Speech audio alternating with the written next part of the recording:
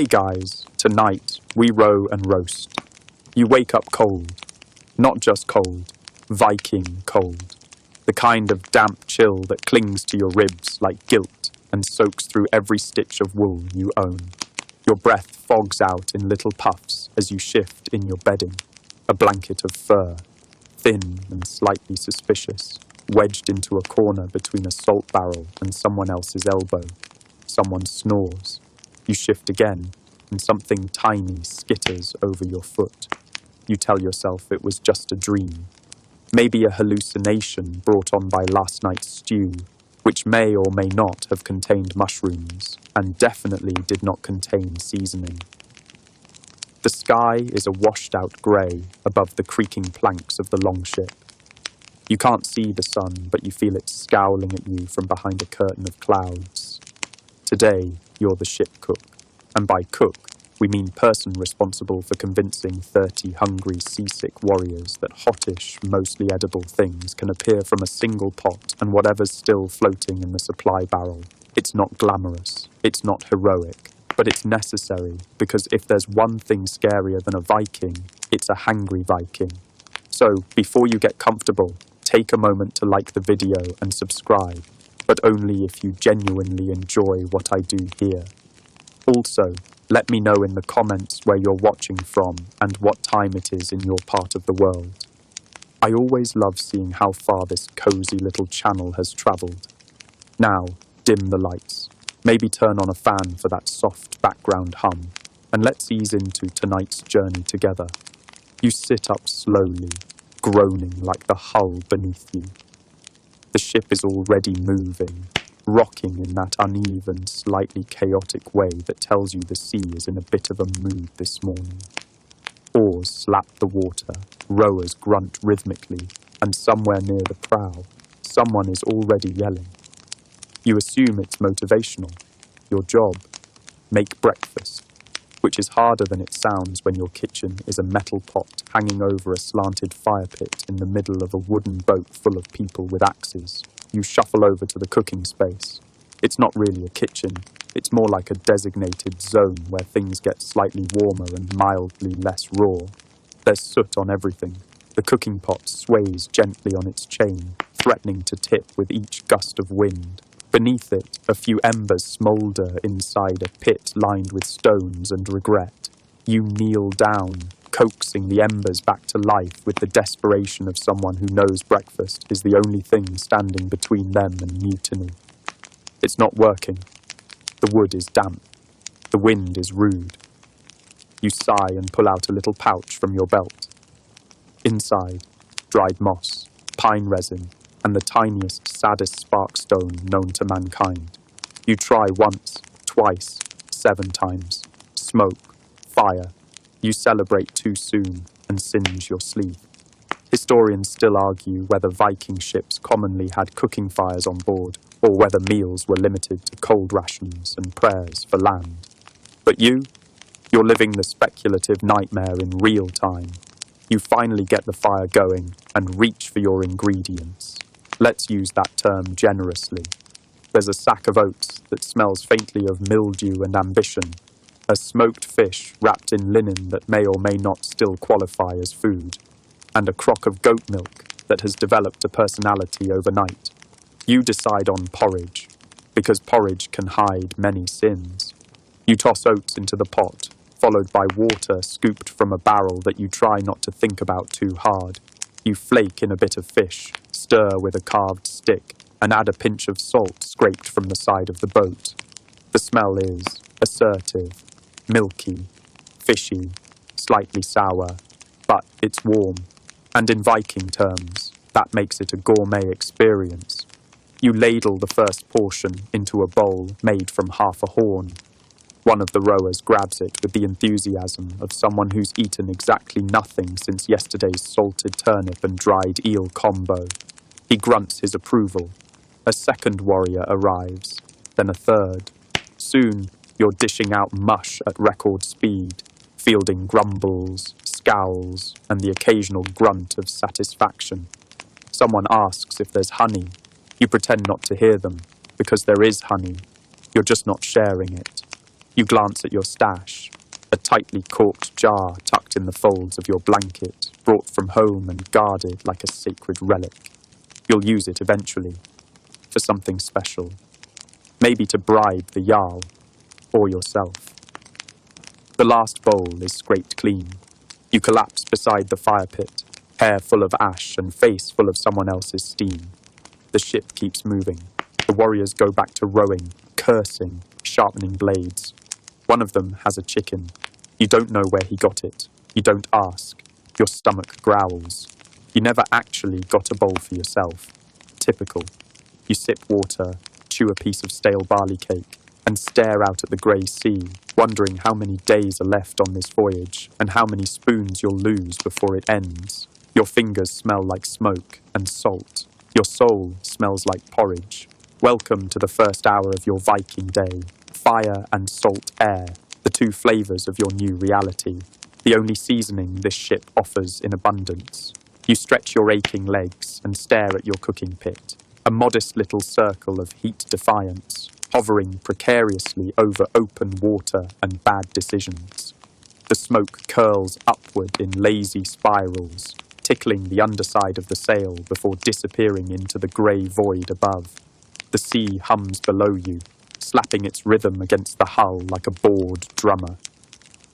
You've got maybe 10 minutes before someone asks about second breakfast. You shuffle toward the pile of firewood. Calling it firewood is generous. It's more like a collection of moist twigs and partially charred regrets. Everything on this boat is damp.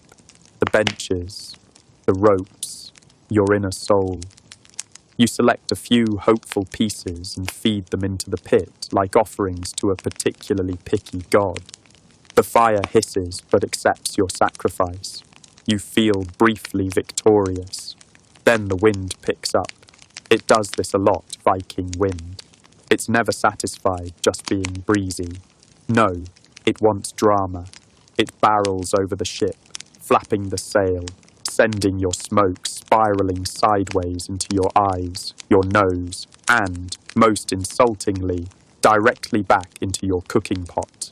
You choke, blink, and stir blindly with your half-charred stick.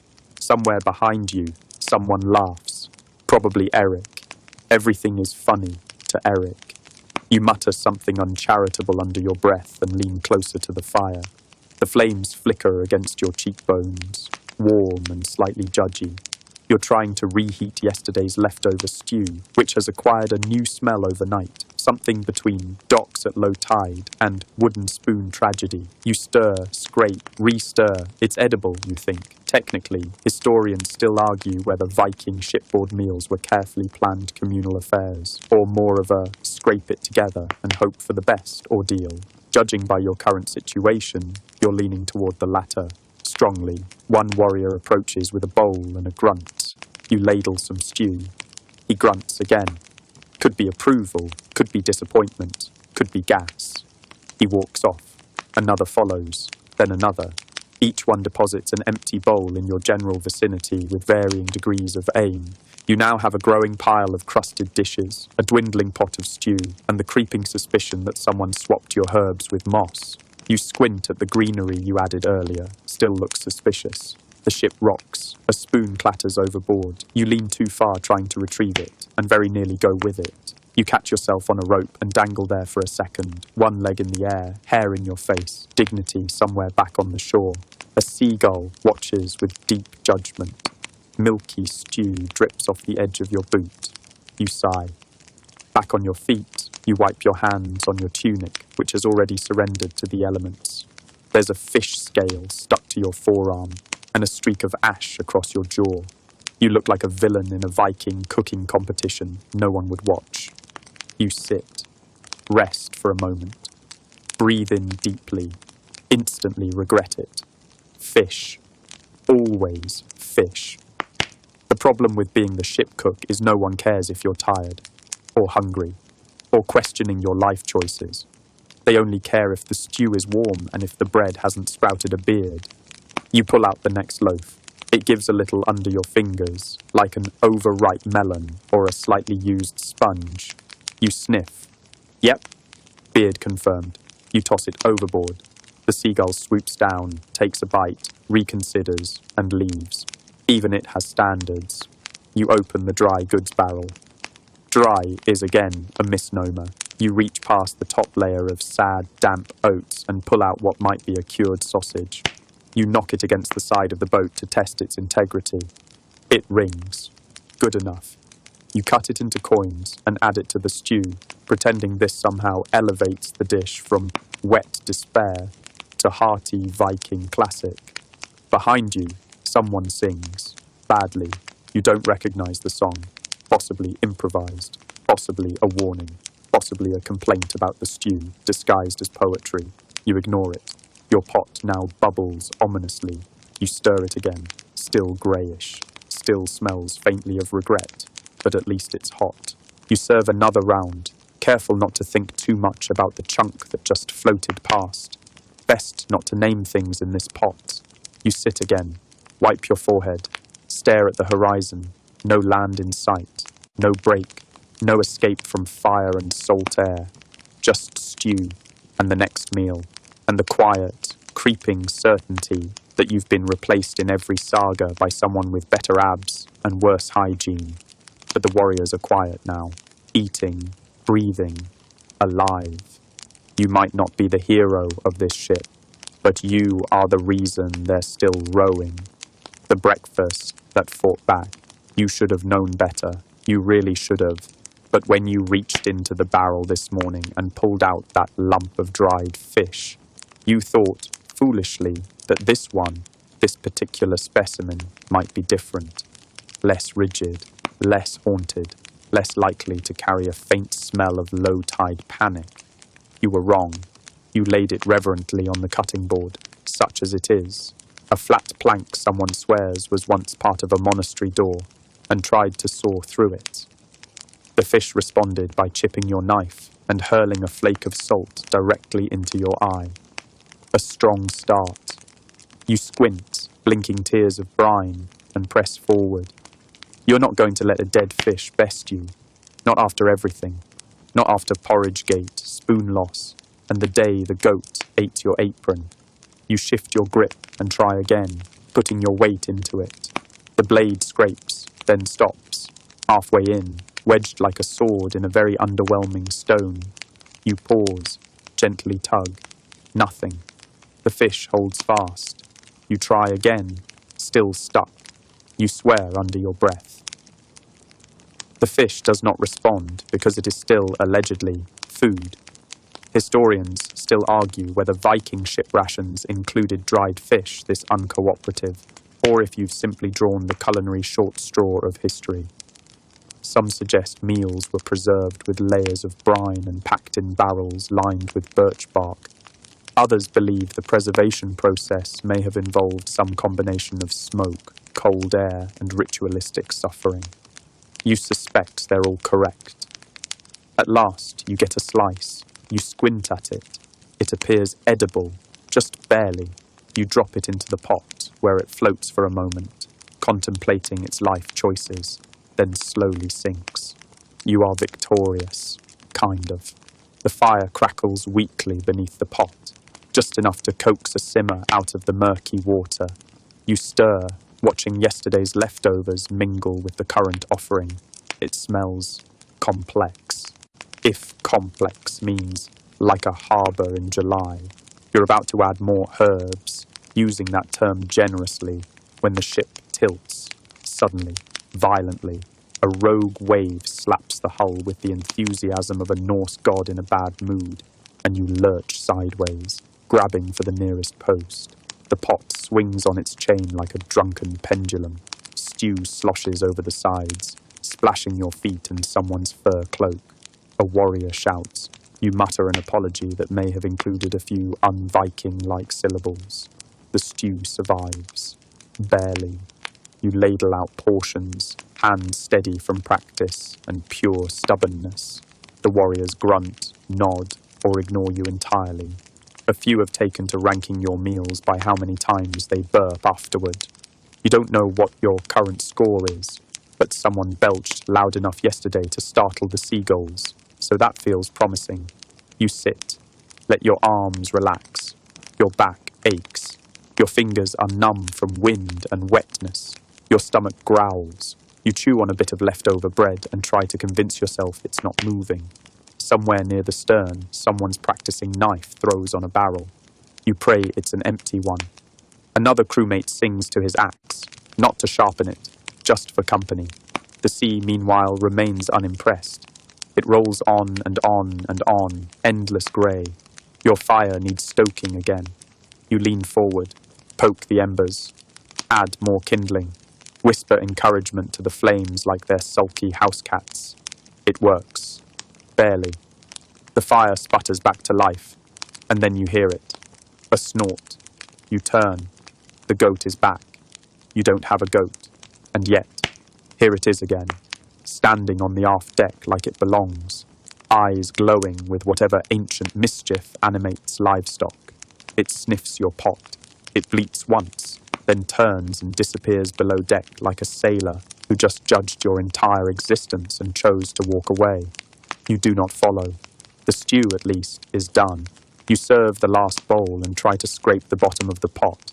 You find a scorched glob of something that might have once been oat, fish, or hope. You leave it there. It's easier that way. The morning rolls on. The warriors row. The wind pushes you somewhere vaguely east. And you, crouched beside a smouldering fire and a pot of indifference, continue doing the one thing no saga ever sings about, feeding people, and somehow surviving it. What even is this stew? You stare into the pot like it might blink first. The broth is a swirling mystery of greys and browns, with the occasional fleck of green. You're not entirely sure which bits are herbs, which are edible, and which were just floating nearby when you scooped the water. You give it a stir, and something squishy bobs to the surface. It might be a mushroom. It might be a slug. It might be a drowned pine cone that got ambitious. You don't ask questions anymore. The Vikings around you don't care what it is, only that it's hot and filling. You, however, would still like to know if you've just invented a new food group, or an early form of penicillin. You think back to the ingredients you added, some barley, that strange root someone claimed was edible, a piece of salted pork that looked okay if you squinted, and then, well, the dried turnip thing, which wasn't exactly dry, or turnip. It might have been part of someone's shoe. Historians still argue whether Viking stew recipes followed any consistent tradition, or if they were mostly just an exercise in creative survival. You suspect they started with good intentions and ended with something like this, a bubbling potion of warmth, flavour, and confusion. You ladle a bit into your wooden bowl and give it a cautious sniff. Smoky, earthy, slightly alarming. You take a sip and immediately regret it. The root has turned bitter, the pork chewy, and the barley crunchy. That's not a good sign. Either your water was full of sand, or the barley's growing teeth. You chew slowly, bravely. You wince. The stew is technically food, but so is boiled leather, and that might have tasted better. You glance around. No one's looking. You quietly spit the mouthful overboard and stir the pot like nothing happened. Now it's time to serve. You call over the first warrior with a grunt and a nod, the universal Viking language for, "Get over here and eat this weird soup I made." He approaches, bowl in hand, hair full of wind and glory. You ladle out a portion and watch him eye it suspiciously. He pokes something in the bowl. It moves. He shrugs and walks away, unfazed. You serve the next one, and the next. Each warrior accepts the stew like it's a challenge. Some sniff, some sip. One just downs it like a shot and walks off with a burp that echoes into the sails. No one complains. Which, in Viking terms, is a 5-star review. You sit again, carefully balancing your own bowl. The fire crackles beside you. The wind lifts the scent of the stew into the sky, strong enough to scare off the gulls, who've developed a sudden and total disinterest in your ship. You chew around the chewy parts. You try not to think about the slimy bits. You do think about how this might be the last stew you get to make before someone politely suggests you stick to drying fish or fetching water. And you know what? That wouldn't be the worst thing. You glance into the dry goods barrel. It stares back. There's a burlap sack in there, lumpy, damp, covered in a mysterious green fuzz that might have once been alive, or still is. You reach in and lift it slowly. A smell wafts up, something between cheese and a very old apology. You drop it back in. Nope. That's a problem for future you. You settle for wrapping up the pot and tying it to a post, praying the wind doesn't carry it away. You stretch your legs, sigh deeply, and gaze at the waves. Somewhere in the far, cold distance, there's land, a real fire, maybe even a dry cloak. But for now it's you, your mystery stew, and a crew of warriors whose dietary standards are so low they just gave you a thumbs up for this culinary sea monster. Someone sneezes nearby. You glance over and realize one of the warriors is eating stew directly from the ladle. That explains the salty tang you couldn't place earlier. You exhale, long and slow. Another day on the longship, another bowl of stew, and you're still alive. Barely. The pot is empty, the warriors are full, and you are just tired enough to consider crawling into the barrel of onions and calling it a nap. But of course there's no time for that, because your work as ship cook never actually ends. It just changes shape. From make food to clean up what's left of food, to scrub pot while the ship sways like a drunk goat on stilts. You trudge toward the water bucket with your cooking gear in tow. The ladle has new scorch marks. The pot has acquired a mysterious dent, probably from when Bjorn tried to use it as a shield during that minor ore fight. The spoon is, well, gone. May it rest peacefully in the seaweed abyss. You kneel beside the bucket and begin scrubbing, your fingers red and raw from salt and heat. The water is freezing. It always is. Even in the sun, the sea doesn't warm. It just stares back at you, cold and ancient and deeply unimpressed by your choice of root vegetables. The pot grumbles under your hands, each scrape of the rag echoing slightly. You try not to think about the crust that refuses to budge. You try not to think about how your life used to involve real kitchens, stone hearths, or at the very least, something called cutlery. Instead, you hum, a low, sleepy tune you don't quite remember learning, something your grandmother might have sung, or possibly a bard in a tavern. It keeps time with the wind, with the creak of oars, and with the tired slap of waves against the hull. Behind you, the warriors talk. Not loudly. Vikings don't do loud unless they're raiding something. But in that low rumble of contented digestion, the kind that follows a hot meal, even one that tasted like burned burlap and disappointment. You overhear a snippet. Better than the last stew. Pause. I think. That's basically a compliment. You pour out the dirty water and refill the bucket. You clean the ladle, the half-charred spoon handle, and a knife with so many nicks it looks like it survived a duel with a bear. You stop. The bear was probably tastier than the stew, too. The sun peeks through the clouds for a moment, just a sliver of warmth across your knuckles.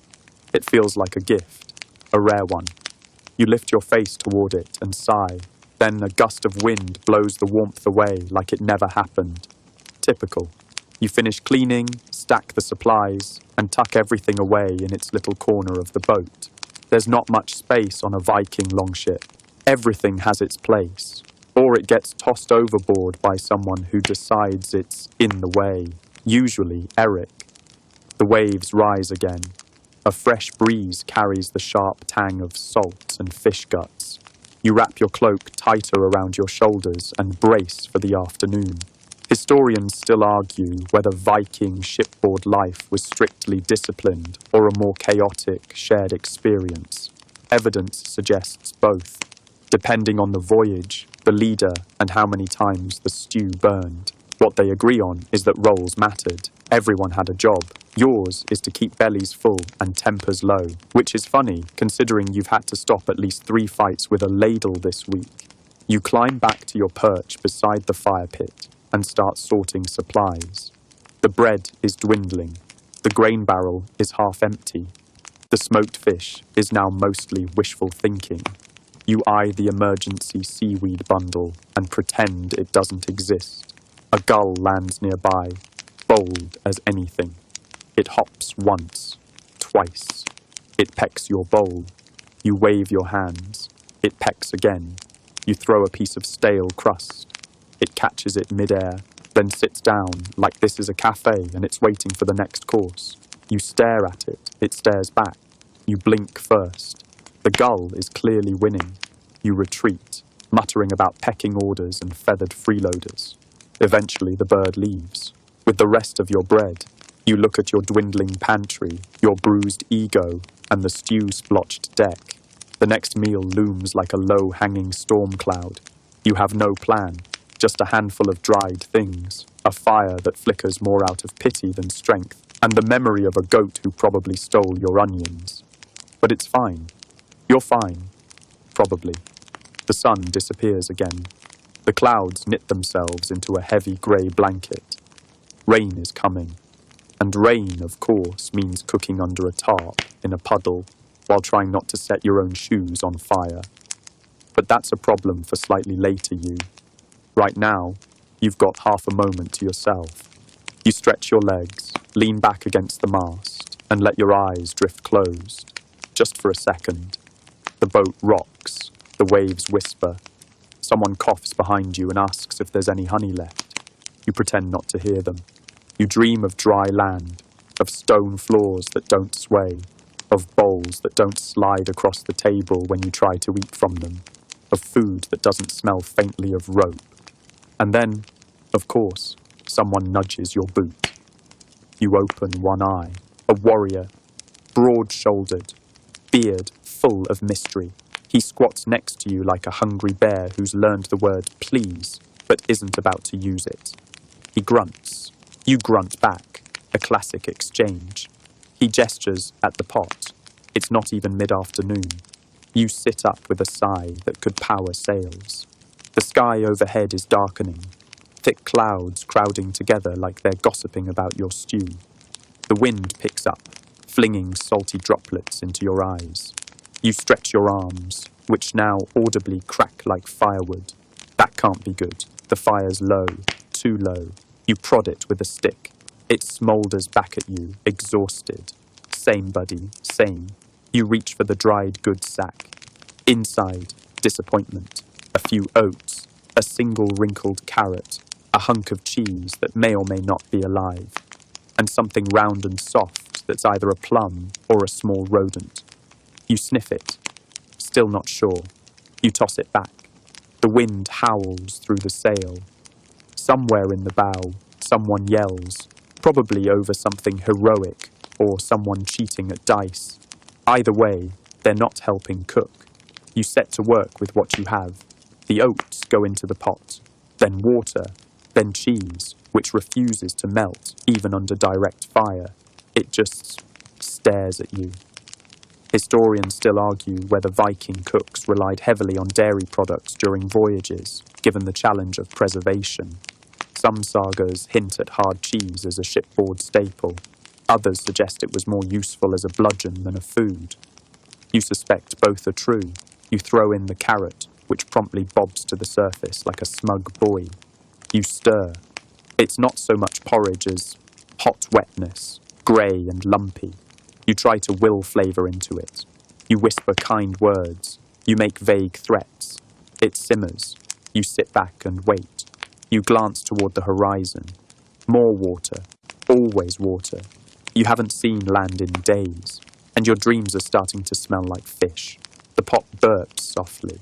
That's your cue. You ladle out a bowl and sniff. It's edible, barely. You bring a spoonful to your lips.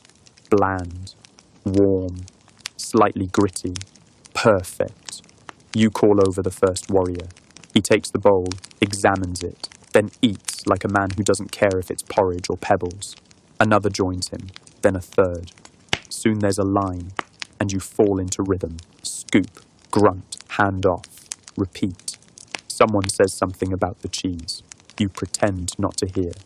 Someone else asks if you're experimenting with texture. You definitely pretend not to hear. A breeze carries the smell of your porridge downwind. A passing gull sneezes. It's unclear whether that's a good or bad sign. You serve the last bowl, wipe your hands on your already ruined tunic, and stretch again.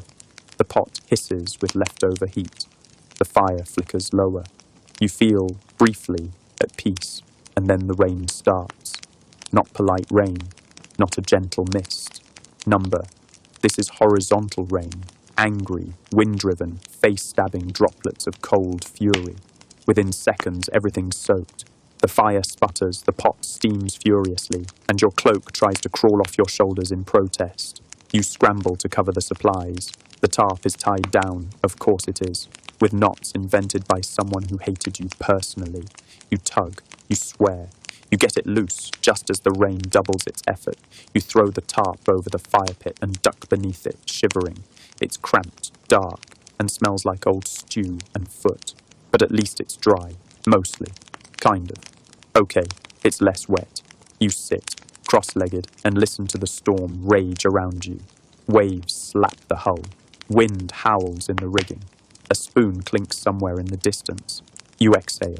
It's just another day at sea. Cooking with nothing, cleaning with salt water, sleeping beside barley sacks and oars, feeding warriors who barely blink when something in the stew hisses. You wonder how long until land.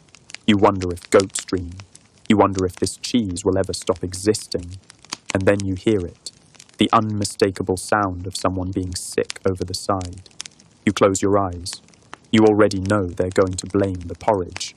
You wait a full minute before emerging from under the tarp, half hoping the storm has swept the ship clean of complaints and porridge-related accusations.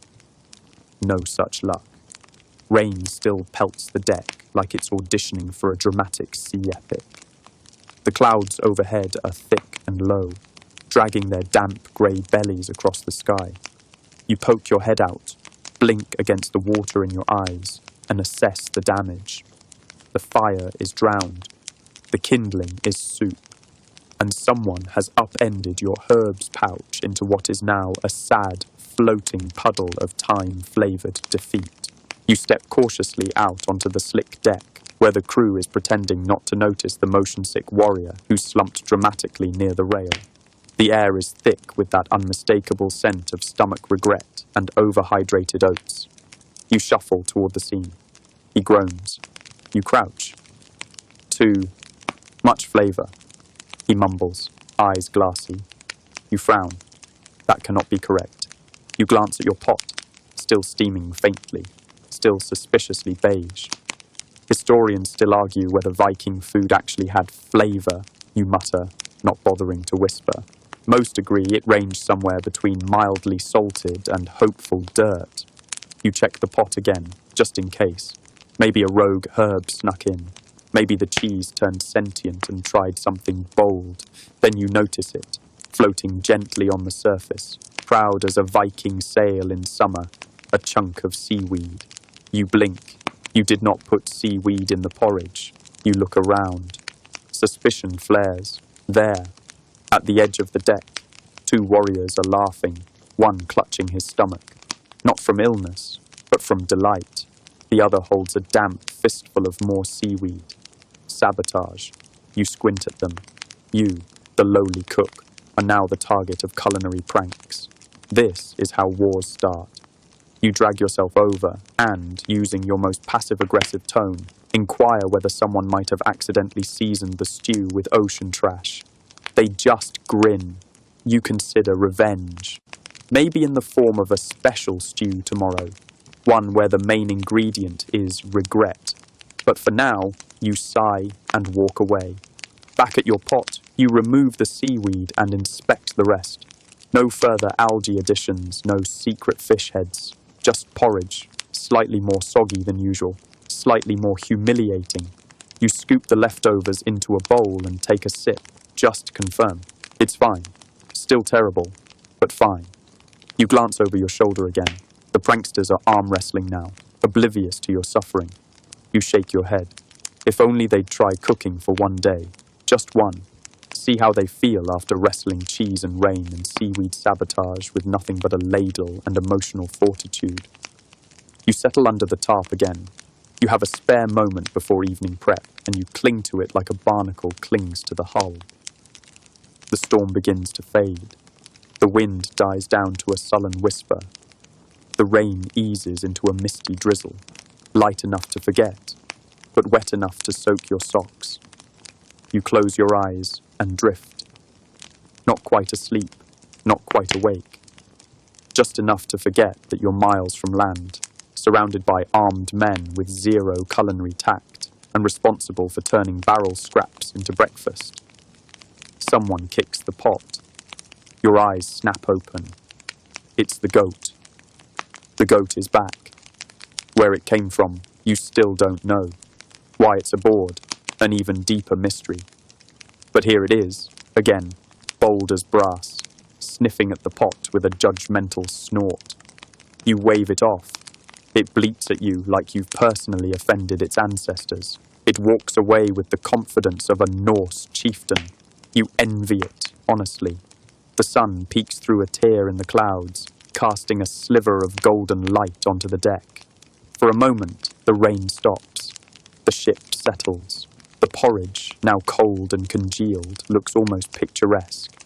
You laugh, just once, soft and breathy, because really, what else can you do? Dinner prep is coming. Again, you stand, stretch, roll your shoulders, and mutter, "Let's try not to poison anyone this time."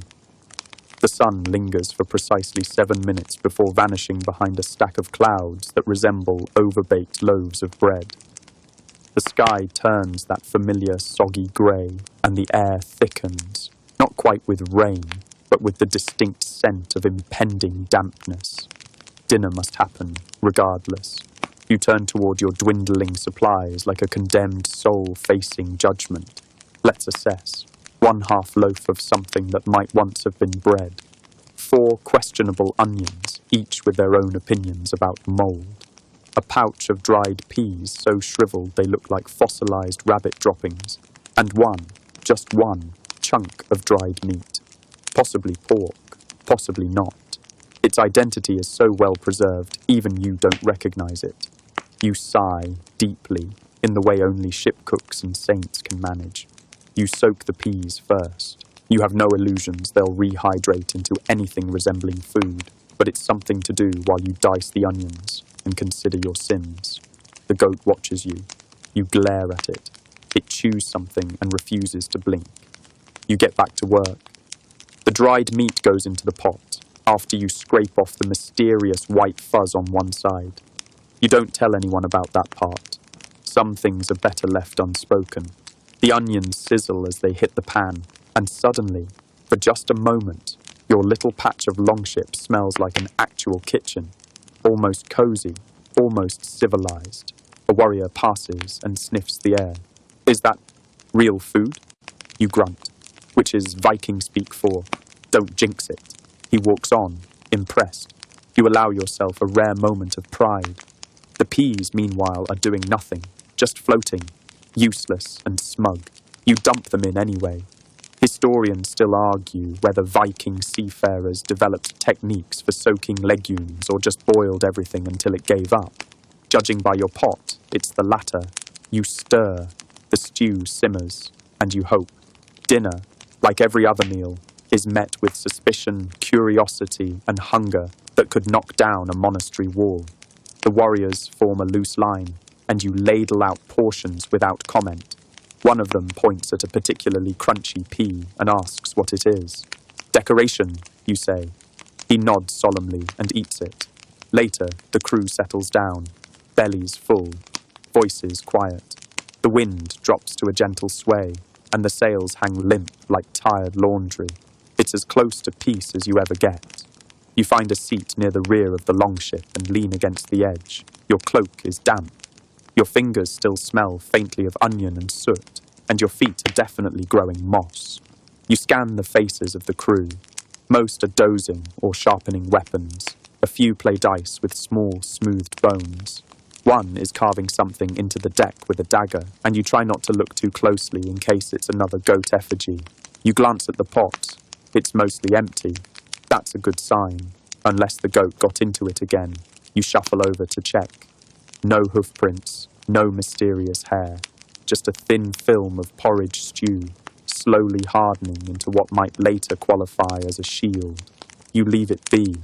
Instead, you take what's left of the dried bread, break off a corner, and chew quietly as the sea rocks the ship into a lullaby rhythm. It's not good, but it's food, kind of. A sudden splash pulls your attention to the starboard side. A fish? Nope, just a boot. Someone's boot. Attached to a foot. Still attached to a warrior who's now sputtering angrily and being hauled back on board with a rope tied around his waist. He grumbles about a slippery deck. You suspect dice-related vengeance. Either way, it's not your problem. The wind carries the smell of brine and pine pitch.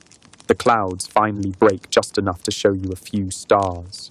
Just faint outlines, shimmering uncertainly, like they're not quite ready to commit to being seen. You tilt your head and whisper, "Still out here, huh?" The stars don't answer, but the goat bleats behind you. Twice. You decide that counts. You settle back into your seat. Let the sea sway you. Let your eyelids grow heavy. Let the memory of the stew drift from your mind. It's never great, but somehow no one's mutinied yet. You're doing fine, almost. The stars vanish again by morning, buried beneath a fresh layer of stubborn fog. You wake up with your cheek pressed against a coil of wet rope, your knees folded like an old map, and your tongue tasting vaguely of dried onion and regret. You groan quietly and sit up.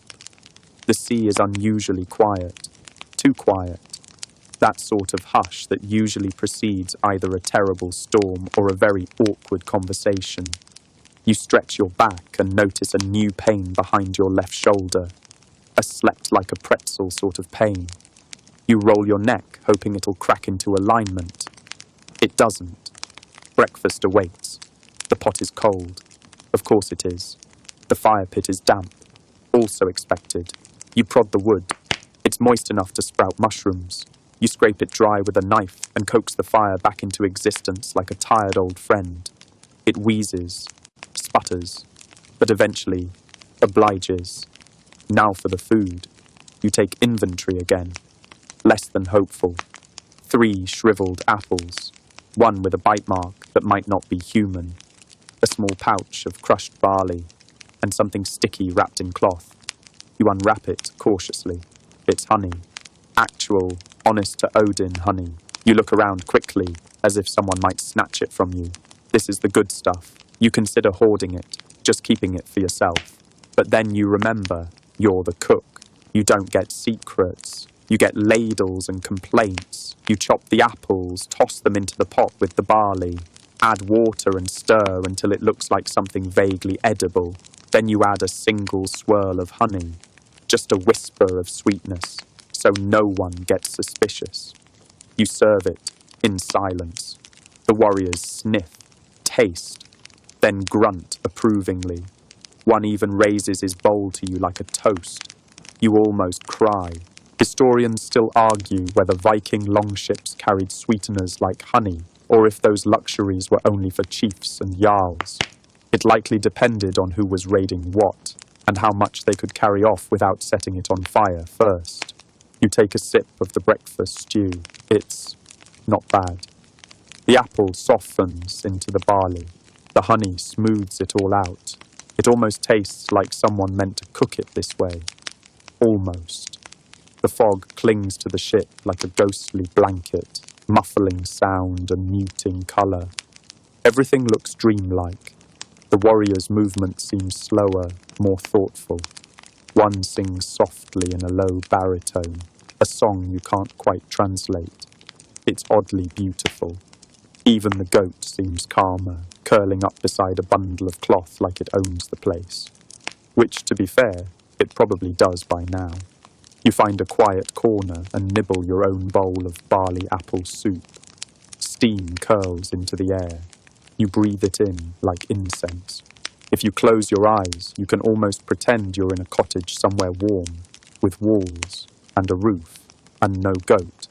But the illusion breaks when someone loudly sneezes into the stew bucket. You snap your eyes open. The sneezer looks deeply apologetic. You look deeply defeated. You fish out the contaminated bits with a spoon and toss them overboard. The fish probably won't mind. You spend the rest of the morning washing bowls, drying herbs on the mast rope, and re-stuffing your onion sack with anything that still holds shape. At midday, the fog lifts slightly, revealing a low, craggy coastline in the distance. Land. It's not your land, just another rocky outcrop with no trees, no port, and no sign of civilization. But still, it's a break in the eternal water, a sliver of promise. The warriors cheer, sort of, in that Viking way where they nod, grunt, and punch each other in the shoulder. You take the moment to sneak a bite of apple peel from the prep bucket. It tastes better when no one's watching. Someone shouts. You peer over the edge and see another ship. Not close, but close enough. Its sail is wide and striped, moving fast. Too fast. The mood on deck shifts instantly. Weapons appear from nowhere. Shields are lifted. Voices drop. You duck back into your corner and cover the honey with a cloth. Priorities. It's fine. Probably just passing. Probably. The striped sail grows larger with every passing minute, and the mood aboard your own longship sinks like a lead anchor in a bathtub. You don't need to be a chieftain to read the room, or the ocean. This is not a passing kind of ship. You watch as your warriors tense, hands on axes, eyes narrowed. The cook has no shield. The cook has no sword. The cook has a ladle and a half-melted cheese wheel. You step back from the rail and duck behind a barrel. Just in case, you whisper to no one. The goat is already hiding, probably smarter than half the crew. A breeze kicks up, carrying with it the unmistakable scent of trouble, and boiled onions. You realize the pot is still simmering. Of course it is. Even on the edge of battle, your stew must bubble. You stare at it. It stares back. You stir it one last time, partly out of habit, and partly because you don't want to die with congealed food on your conscience. The ship approaches, closer now. You can make out figures, warriors, definitely not friendly. They look like the sort of people who consider smiling a weakness and probably think eating unseasoned stew is fancy. You clutch your spoon like a weapon. Then, just as the crew braces for impact, the other ship veers. It doesn't attack, it passes. Close enough to see the whites of their eyes. Close enough to exchange glances that mean, next time, maybe. But for now, they just glide by like a bad dream in daylight. The tension breaks. Breath returns to lungs. Weapons lower. And you, the forgotten cook, release a very dignified, very quiet sigh of relief. Someone pats your shoulder. Still warm? They mean the stew. You nod. They smile. And just like that, breakfast is back on. Historians still argue whether Viking raiders avoided fighting at sea due to the difficulty of maneuvering longships during battle. Some suggest that most naval encounters ended in intimidation, not bloodshed. You're inclined to believe them, if only because the lack of stabbing means you get to keep your eyebrows. You ladle out second helpings to a few brave souls who never stopped believing in your pot's abilities. The goat bleats twice. It's unclear if this is praise or protest. You sit again and chew a piece of hard bread, jaw working like a reluctant hinge. Your fingers are still shaking slightly, and your feet have somehow fallen asleep. Welcome to the glamorous life of a Viking ship cook. Eventually, the sea calms again. The coast fades behind you. The ship sails onward with fresh wind in the sail and faint burps echoing across the deck. You use the downtime to scrape the pot. What's left is mostly starch residue and onion ghosts. You set it aside and pull out your prep cloth, wiping down your little workspace like a surgeon between surgeries. Someone drops a fish at your feet. You look up. It's one of the younger warriors, grinning wide. "Caught it for you," he says proudly, like he's handed you a crown. You nod. It's actually a decent fish, silvery, slippery, smelling faintly of opportunity. You get to work gutting and cleaning it, wondering if maybe, just maybe, dinner won't be porridge for once. As you clean, the ship hums around you. Oars creak. The sail snaps. A snoring chorus rises from somewhere behind the mast. You drop the fish into the pot and add some herbs you'd been saving. Just a few pinches of dried wild garlic and fennel, scavenged from that village 2 landings ago. The scent that rises is nothing short of glorious. Even you are impressed. You guard it like a dragon, because the moment someone smells actual flavour, you know what happens. They crowd, they hover, they ask questions, and you are not in the mood for culinary lectures from men who think salt is a luxury spice. Dinner comes early. You serve tiny bowls, enough to satisfy, not enough to inspire greed. They slurp in silence. One man cries, just a little. You pretend not to see. You even keep a portion for yourself. It's not porridge. It's not barley sludge. It's fish, real fish, stewed gently with the kind of spice that makes people close their eyes when they chew. You eat it slowly. You deserve this.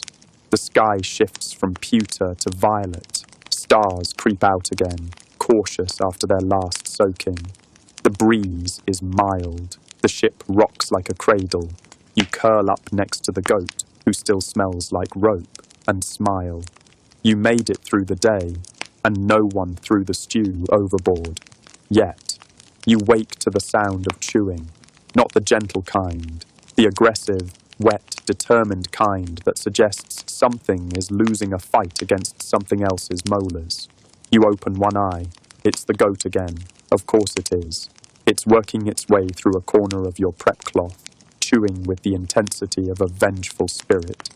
You reach over, gently tug the cloth away, and get a look that says, "You're lucky I'm in a good mood." You sit up. The morning air is thick with fog and the faint scent of fish breath, which, given the crew's diet, could be coming from anywhere. The ship creaks and groans in the usual morning symphony, accompanied by a few warrior snores and a loud sneeze from the bow. Your bones feel like they've been seasoned in brine and left to dry in the sun. You stretch carefully, joints popping in protest, and make your way toward the cookpot. It's cold. Again. But at least it's clean. A small miracle. You rehydrate some dried barley with seawater, because that's the level of gourmet we're working with. You throw in the last of the dried turnip slices and one lonely mushroom you found wedged behind a crate. You don't ask how long it's been there. If it hasn't started talking, it's fair game. Historians still argue whether Viking cooks had any concept of rot as a disqualifying feature. Some say the nose was the ultimate judge. You say, if it stops moving, it's probably fine. The barley turns to mush, as expected. You stir gently and ignore the goat as it eyes the pot again. You ladle the barley into bowls with the kind of ceremonial solemnity usually reserved for oaths and burials. The crew accepts it wordlessly, chewing with that resigned rhythm of men who've long accepted their fate. Someone mutters, "At least it's hot." You nod. That's as good as praise gets around here. One warrior offers you a piece of hard cheese in exchange for an extra scoop. You accept. Not because it's a fair trade, but because you haven't had cheese in 4 days and you're starting to dream about it. You gnaw on the cheese like it owes you money. The day rolls forward. The sea is calm, for once. But that just means the crew is restless. They train with practice axes, wrestle, gamble with carved bone pieces, and loudly argue about whether one-eyed Odin is better than Thor in a fight. You'd put your money on Frigg. Quiet ones are always deadly. You use the moment of peace to patch your herb pouch. Again, some of the dried fennel has migrated into your boots, and your socks now smell like tea. It's not unpleasant. The captain stomps past, shouting something about wind angles and sails. You nod respectfully, as though you understand or care. You don't. You care about the pot, and the ladle, and whether the goat has developed opposable thumbs yet. Noon comes and goes. Lunch is the same barley stew, only slightly thicker, and with the addition of a dried apple chunk someone found in their pack and kindly tossed your way. You turn it into a garnish. The crew is impressed. You don't tell them it was accidental. Let them think you're a genius. Afterward, you find a moment to sit and stare out at the sea. The horizon stretches like a promise. The waves whisper things you can't quite understand, probably something like, "You're out of onions." You wonder what day it is. You wonder if it matters. Probably not. You wonder if there's a word in Old Norse for existential dread triggered by stew. Evening arrives without warning. You scramble to prep something edible. The cheese is gone. The barley is nearly gone. The onions are definitely gone. But the gods, in their strange and fishy mercy, grant you one small miracle. Another fish. You don't ask who caught it. You don't ask why it's missing a tail. You just cook it. This time, you wrap it in wet leaves and set it near the coals, low and slow, until the skin crisps and the meat flakes apart with a sigh. You serve it in strips over mushy peas. The crew cheers. Not loudly, of course. Just that quiet Viking way where they stop grumbling for 5 whole minutes. You sit back with your bowl, legs crossed, eyes half closed. You've survived another day at sea. Another day as the least important but most judged member of the longship. The goat nuzzles your shoulder. You offer it a piece of charred skin. It accepts. Peace, however brief, is earned. You're awake before the rest again. Not because you're eager, but because your bed, a loose net of ropes over a damp plank, has convinced your spine that sleep is optional. You creak upward like an old barn door, rubbing your shoulder where last night's fishbone managed to lodge itself beneath your tunic. The ship groans with the sound of sleeping warriors and overworked wood. Everything smells like sweat, salt, and something worse. You don't investigate the something worse. That's not your department. Instead, you shuffle to the cookpot. You lift the lid. There is somehow still a layer of barley gruel stuck to the bottom. You scrape it free with your knife, wondering if this counts as breakfast prep or archaeology.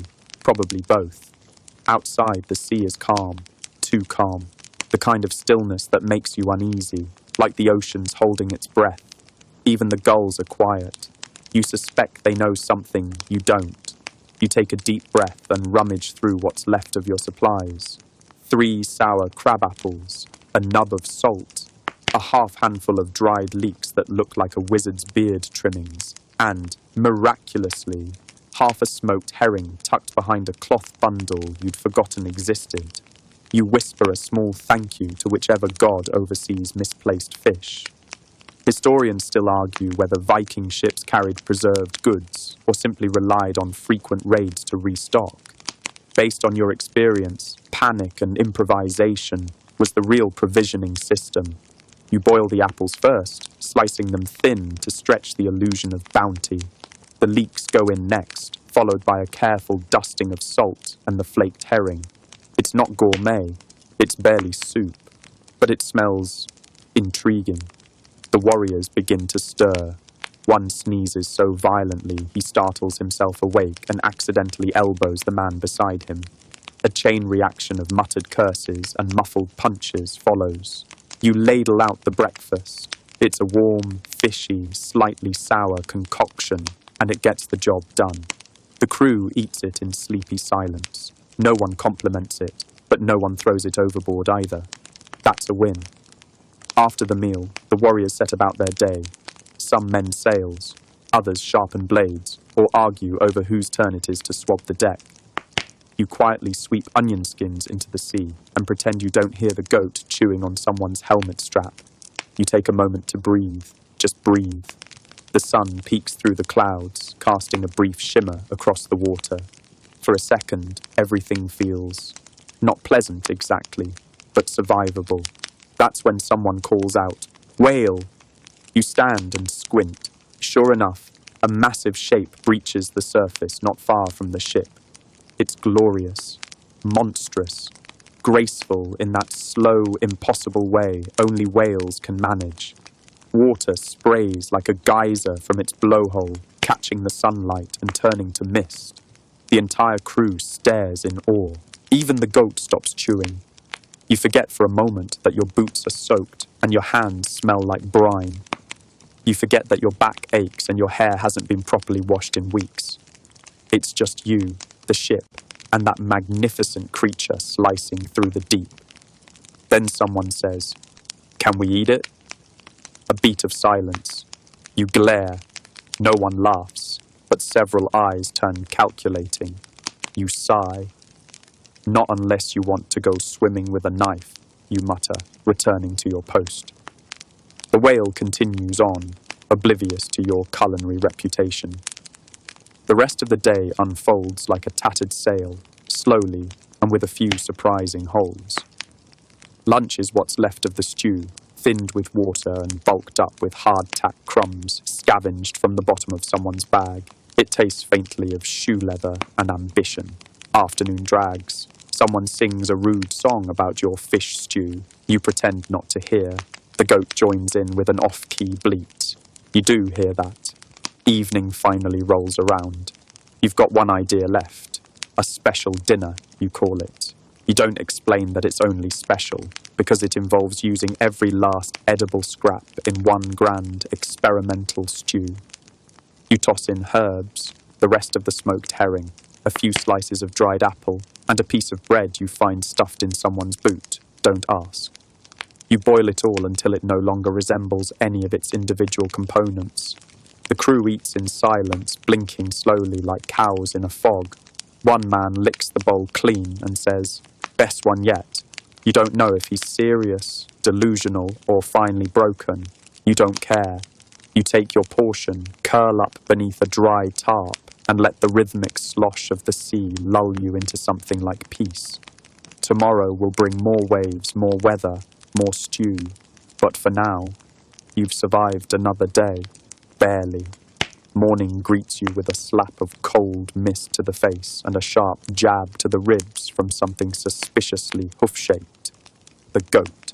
Again. You blink groggily, tasting salt and something vaguely like wet moss. The tarp has slipped off in the night, exposing you to the sea's generous humidity. Your clothes are damp, your socks are questionable, and your mood is soggier than the leftover barley stew congealing in the corner.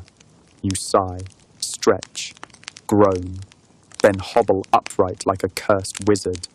The crew is already awake, stomping about the deck in that special brand of Viking morning rage.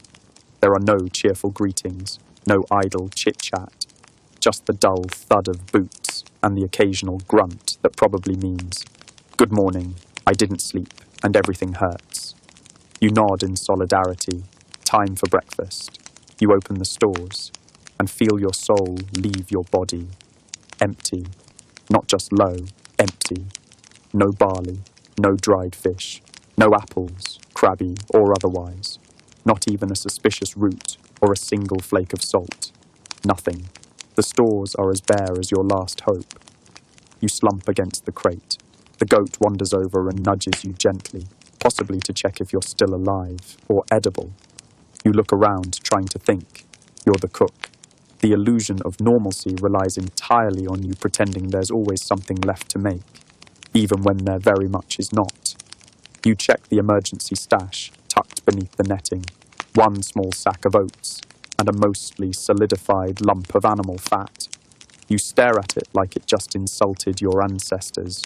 Historians still argue whether Viking ship crews carried emergency food rations or simply gambled that they'd hit land or pillage before starvation. Based on today's findings, it's clear that gambling was the dominant strategy. You boil water and toss in the oats. They swell reluctantly, like they too are tired of this endless boat diet. The fat goes in next, melting into a shimmering sheen that smells equal parts candle wax and regret. You stir, trying to ignore the texture. You serve the mixture in small wooden bowls. The crew eats it without a word, jaws working slowly, faces blank. One man adds a bit of seawater for flavour.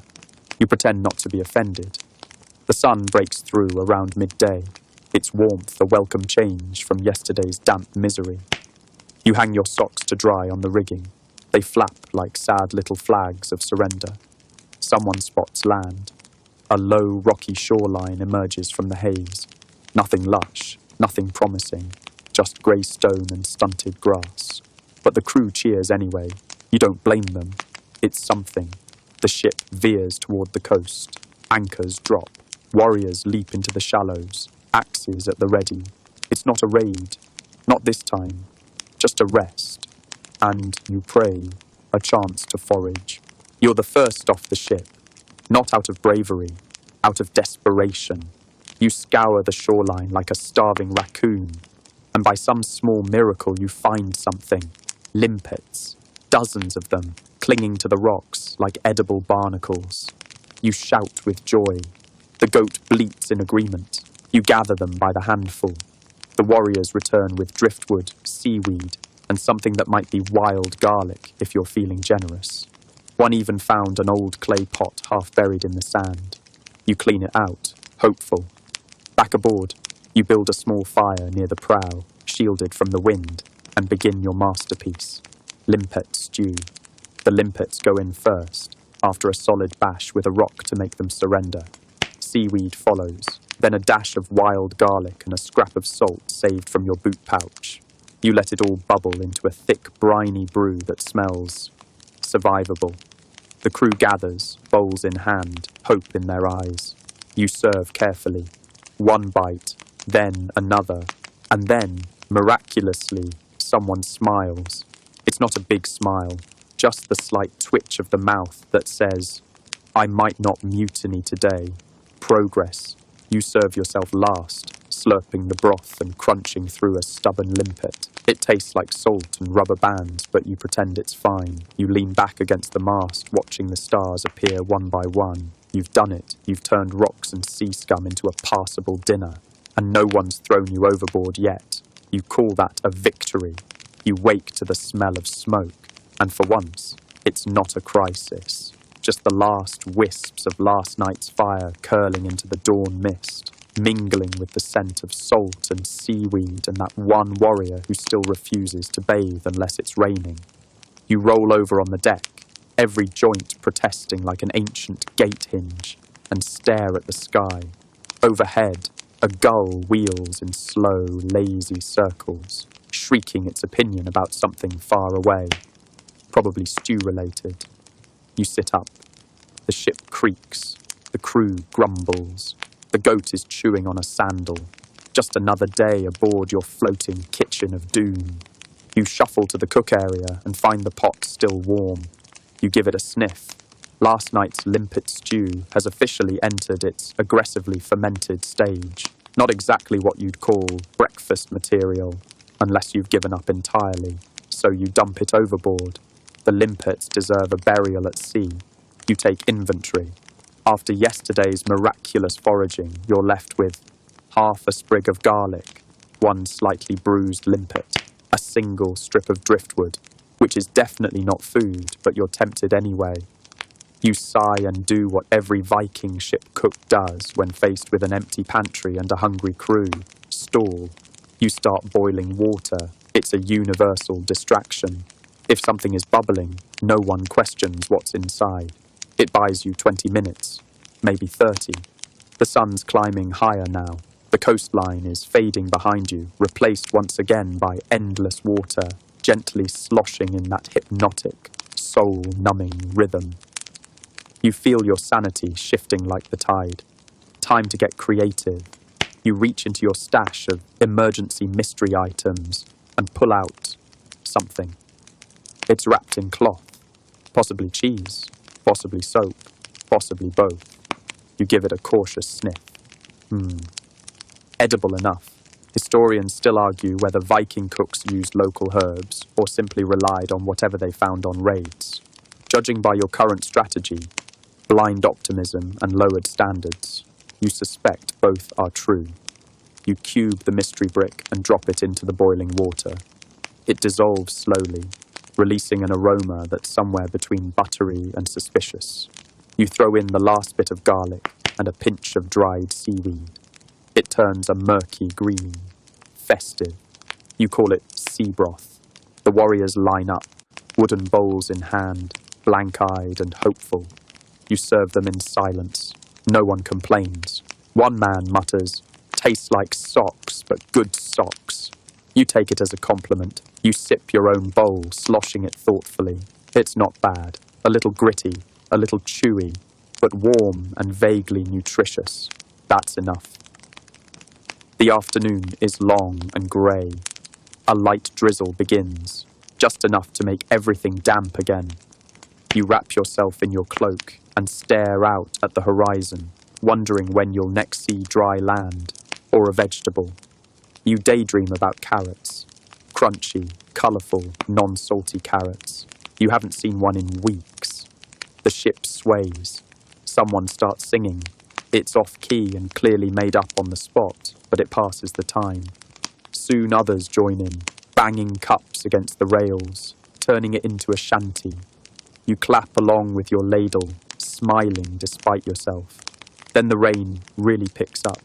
You scramble to cover the cookpot, but it's too late.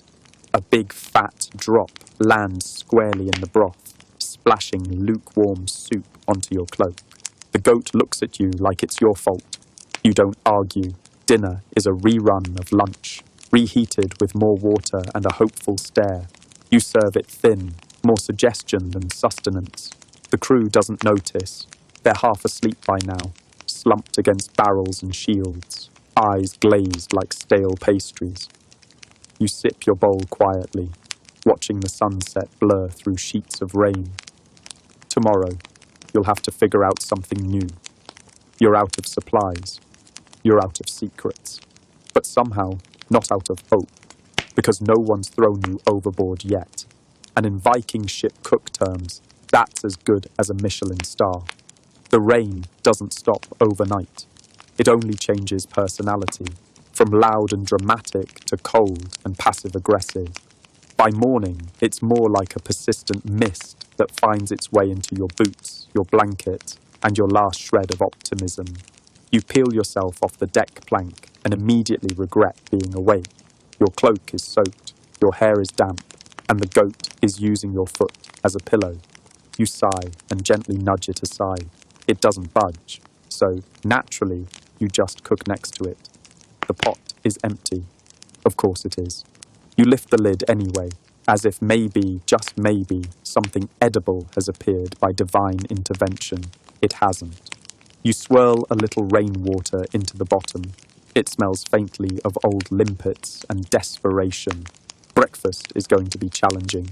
You rummage through every hide sack and pouch tucked below deck, hoping for forgotten treasures. And, bless the sea gods, there is one. A sticky, wrinkled ball of something vaguely date-like. It's probably fruit.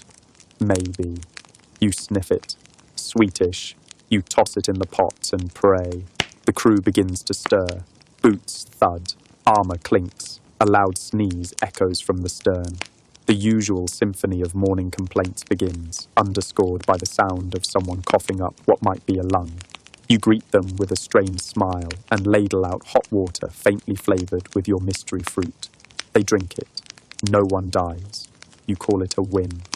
As the day unfolds, you feel the edge of exhaustion creep deeper, not just from lack of food or sleep or dry socks, from the repetition, the wet, the goat-related sabotage, the slow, droning throb of life aboard this ship of hungry heroes who seem to think you can conjure stew from driftwood and prayer. The captain announces that they're changing course. There's a rumour of a trading outpost, maybe even a monastery. You perk up.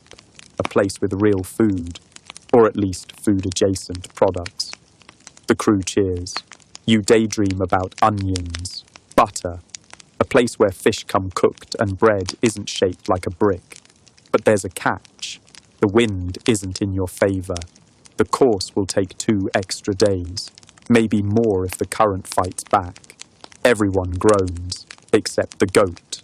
The goat never groans, it just judges. You throw together one final batch of steeped sea leaf broth, garnished with a sprig of moss you found growing on the edge of a barrel. It tastes faintly like dirt and regret. One warrior murmurs, "Tastes like childhood." You're not sure what that means, but you nod solemnly. Historians still argue whether Viking ship cooks held any social status. Some accounts suggest they were respected for keeping morale intact. Others claim they were just slightly above the guy who had to clean the chamber pots. You're beginning to suspect you're both. The day drags. You pass the time patching up your herb pouch with spare thread, organising your knives, and trying to remember what land smells like. Actual land, not rotten seaweed clinging to a barnacle. Evening creeps in with a chill wind. The sky is painted with streaks of orange and bruised blue, the kind of twilight that makes you forget, briefly, that everything smells like boiled socks. You serve the last of the broth. The warriors drink it quietly. One even pats your shoulder. No words, just a heavy, calloused hand and a slight nod. Viking affection at its loudest. You pour yourself the last ladleful. It's warm, sort of. You sip it slowly, listening to the waves, the creak of the hull, the quiet murmur of men settling in for the night. Somewhere behind you, the goat shifts and sighs deeply, like it's had a long day too. You stretch out beneath the stars, using a bundled cloak as a pillow. You've made it through another day. Not well, not with flair, but with just enough soup. And sometimes, that's enough. You wake up to the sound of wind in full tantrum mode. The sails creak under the strain. Ropes slap against wood like angry snakes, and waves crash against the hull with the kind of drama only the open sea can deliver. You sit up groggily and realize the horizon is doing an unsettling dance. Your first thought isn't for your own safety, it's for the pot. You scramble to the cook station, heart pounding. The pot is still there, empty, slightly sticky, smelling faintly of yesterday's sea leaf soup and whatever the goat sneezed into it last night. But at least it hasn't gone overboard. Small mercies. The crew is already up, shouting and moving with tense, practiced coordination. You hear the captain yelling something about trimming sails and someone else yelling back in what may or may not be Viking for, "You trim it, I'm holding on for dear life." Amid the chaos, you take a deep breath, then check the food stores. Still empty. Of course, you grab the emergency oat sack again. There's maybe a quarter handful left, barely enough to call it rations, and you know there's no backup. Why? Because your replacement hasn't come. The supply boat, which was due over a week ago, has failed to appear. And not just failed like fashionably late, but vanished, ghosted, evaporated into Viking oblivion. Historians still argue whether supply routes were reliable during Viking seafaring missions. Some claim they followed careful logistics using coastal signals and seasonal calendars. Others believe the strategy was more of a hope it gets here before we eat the rope system. You're beginning to side with the rope crowd. You mix the remaining oats with warm seawater, less out of choice, more out of necessity, and add the tiniest flake of salt from your pocket pouch. It's barely porridge, more like oat suggestion. Still, it's warm, sort of. You serve it in silence. The crew doesn't complain. They know, they feel it. That creeping realization that the boat that should have rescued you from this floating stew pot nightmare isn't coming. Maybe next week. Maybe not at all. You see it on their faces, the tight-lipped expressions, the side glances, the sudden increase in staring longingly at the coastline, even if it's just a rocky blur in the distance. One warrior, Bjorn, you think, or maybe angry Bjorn to distinguish him from slightly less angry Bjorn, pulls you aside. "No more food." You shake your head. He looks out to sea. "Then we hunt." You blink. "What? We're in the middle of the ocean." He narrows his eyes. "Fish." "Ah, right." They lower fishing lines off the sides. Someone jabs a harpoon into the water just to feel helpful. You supervise from the cook station, which is rapidly becoming more theoretical than practical. And then, miracle of miracles, a tug on the line. They haul in a fish, not a big fish, not even a medium fish, but it's not imaginary, and that's all that matters. It flops on the deck, indignant. You scoop it up like it's solid gold. The goat bleats in what might be jealousy. You clean it, slice it, and drop it straight into a bubbling pot of fresh water. No seasoning, no sides, just honest to Odin fish.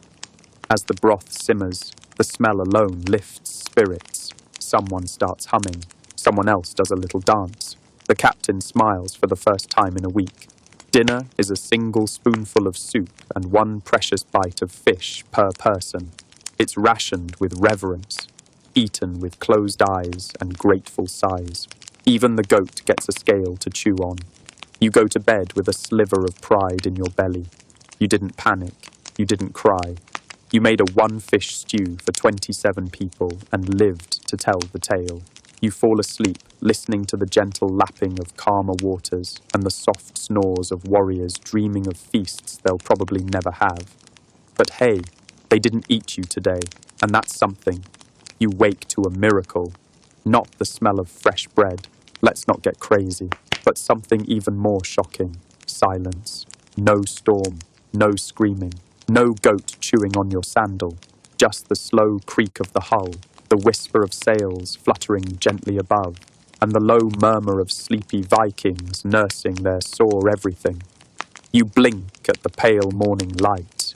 The sea is calm, glassy, peaceful in that eerie way that usually means something's about to go wrong. But for now, you breathe, deeply, almost smugly. Time to cook. Something. Except, as always, you're out of ingredients. Still, you check the stores anyway. Sometimes hope shows up late, but not today. You find a single piece of dried seaweed wedged between a coil of rope and a suspicious patch of mildew. It's either seasoning or biohazard. You roll the dice. You start boiling water. Again, your cooking rhythm has become almost meditative. Water, flame, scrape pot, stare into middle distance, question your life choices, repeat. And just as you're considering flavouring today's soup with a clamshell for aromatic crunch, someone yells, "Ship!" You bolt upright, sloshing hot water on your foot. Out on the horizon, a tiny shape emerges from the mist. Square sail, wooden hull, not large, but solid, and definitely not your ship. Everyone rushes to the railings. A supply boat, a merchant vessel, a floating tavern with ale and fresh stew. You squint. It's a coastal trader, probably Scandinavian. Definitely not here to rescue anyone, but it's moving slow and low, and that means one glorious word: cargo. The captain barks orders. You all maneuver closer. No raiding. Not this time. You're too tired, too soggy, too hungry to swing an axe without fainting. But you can barter. They toss ropes. Your ships link sides. The other crew looks well fed. Their cook is wearing a hat made of wool with ear flaps. You stare at him like he's a demigod. Bartering begins. A small silver coin here, a strip of leather there, one of the shields that no one's used since a sparring accident went hilariously wrong. And then, blessedly, they offer food. You nearly cry. 3 sacks of barley, 2 salted herring, a bundle of herbs, an onion. You cradle the onion like a newborn. Historians still argue whether onions were as widespread in Viking cooking as they appear in saga references. You don't care. This one is real. This one is yours. You rush to the pot like a woman possessed. You chop the onions slowly, lovingly. You toast the barley first, just a bit, in a dry pan for a whisper of flavour. You boil water with crushed herbs. You flake in the herring, strip by strip, and then you simmer. The entire ship goes quiet. They can smell it. A real meal. Warm, fragrant, actually nourishing. One warrior removes his helmet in reverence. Another starts to tear up. Even the goat stares, solemn and awestruck. You serve it carefully, like a priest at an altar. Wooden bowls are held with both hands. No one eats yet. They wait. And then, in near silence, they eat. It's not just food. It's hope. It's dignity. It's a reminder that maybe, just maybe, You'll make it to the next coastline without resorting to barnacle fondue. You sip your own portion. It's perfect. Earthy, salty, oniony. You savour every drop. Afterward, the crew hums shanties while cleaning up. Someone pets the goat. One of the Bjorns carves you a little wooden spoon and hands it over without comment. You want to cry again. Instead, you nap in the sun. And for the first time in weeks, you dream of flavour. By morning, the good mood has fermented into something rare and nearly extinct aboard Viking longships. Actual optimism. You awaken to a world of possibility. The sea is calm again. Your pot is full of actual ingredients. And no one is yelling, vomiting, or threatening to eat the goat, not even as a joke. You sit up, stretch, and admire the precious remains of your little pantry miracle. Half a barley sack, 1 1/4 salted herring, 3 sprigs of something greenish, and the goat, who is not food, but keeps looking nervously at you anyway. It's enough for another meal. You roll up your sleeves, sharpen your knife, using a nail because, of course, the whetstone fell overboard during the incident, and start prepping. Barley in first. Then you slice the herring with the solemnity of a Viking priest. Tiny salty ribbons curl into the pot like ancient sea scrolls. You pause to sniff the herbs, which turn out to be not just decorative. You toss in 2 sprigs. The third you save. For what? You're not sure. A future garnish. A tiny funeral wreath. Something ceremonial. You stir slowly. The crew wakes to the smell of warm comfort, and their reaction is instant. Smiles. Actual smiles. One even offers to help. He means well. He spills half the water trying to stir heroically. You gently shoo him away before he offers to season it with honour. The meal is good. Better than good. It feels earned. After weeks of driftwood broth and mollusk misery, this is the kind of dish that would get standing ovations, if Vikings believed in standing ovations, or staying upright after eating. After breakfast, the captain calls a meeting. You shuffle to the front of the deck, half listening, sipping hot water with a suspicious smile. He explains that they're nearing land, not home, not yet, but a known coastline, dotted with villages and possible trading posts. More importantly, a place to resupply. The crew cheers. Even the goat does a happy hop. The captain continues. 2 days, maybe 3. You feel your pulse slow to a relaxed rhythm you haven't known since day 1 of this floating nightmare. 2 days. You can do that. You mentally count your remaining supplies. Enough barley for 1 more real stew. Enough herring for flavour. And the emergency sprig. You begin preparing a celebratory lunch. 2 days stew, you call it.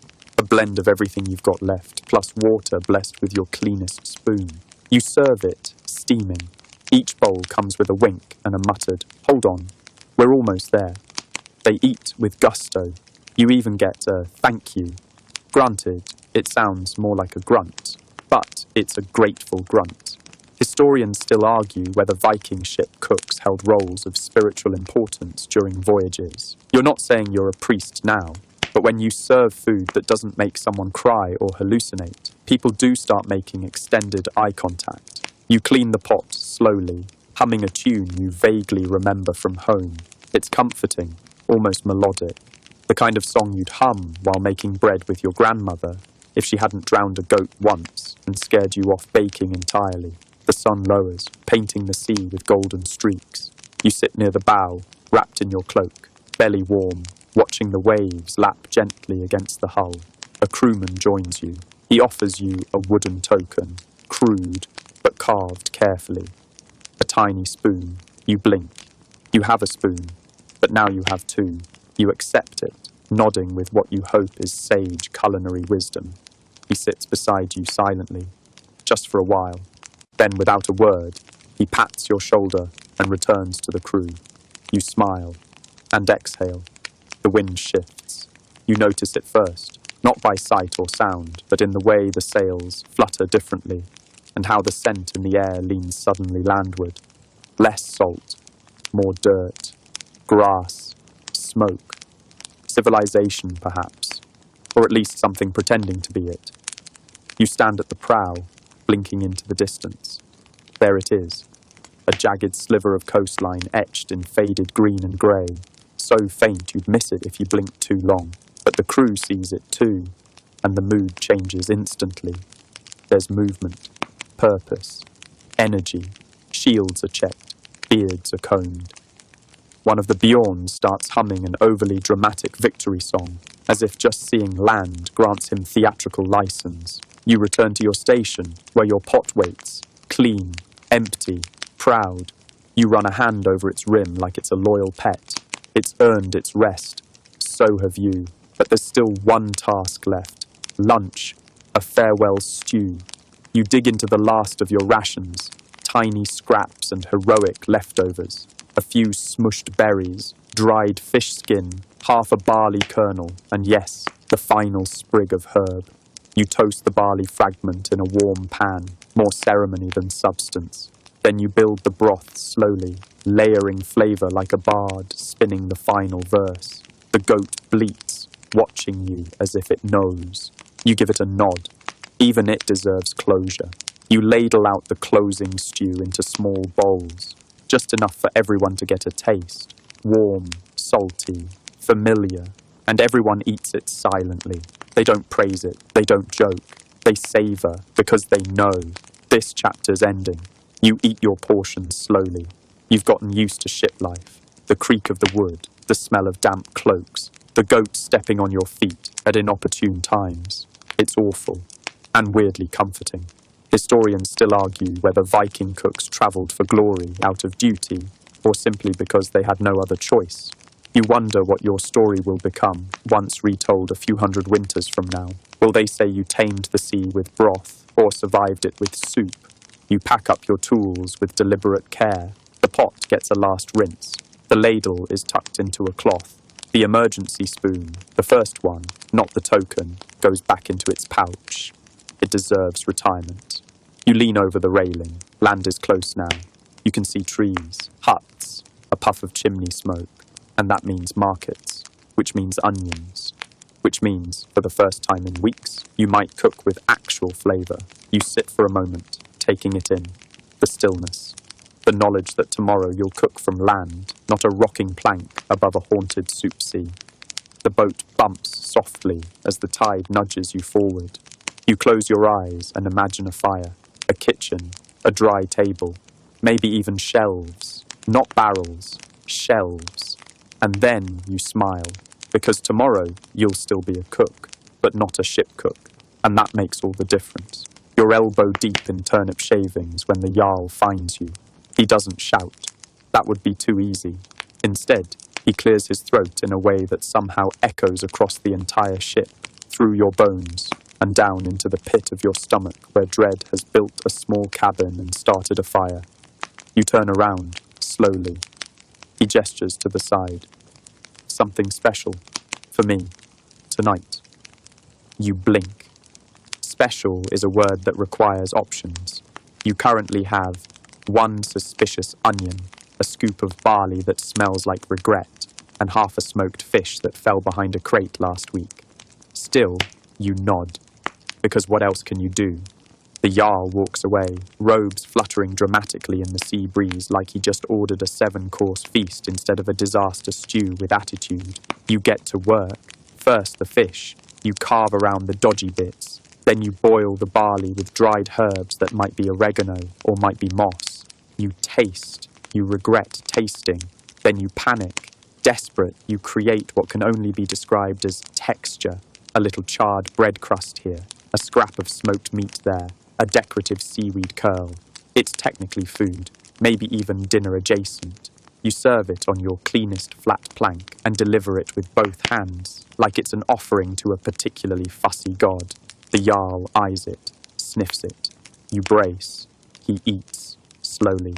Then, without expression, he grunts and says, "Fine," which, in Jarl speak, is equivalent to applause, hugs, and a standing ovation. You bow. Retreat, collapse by your pot.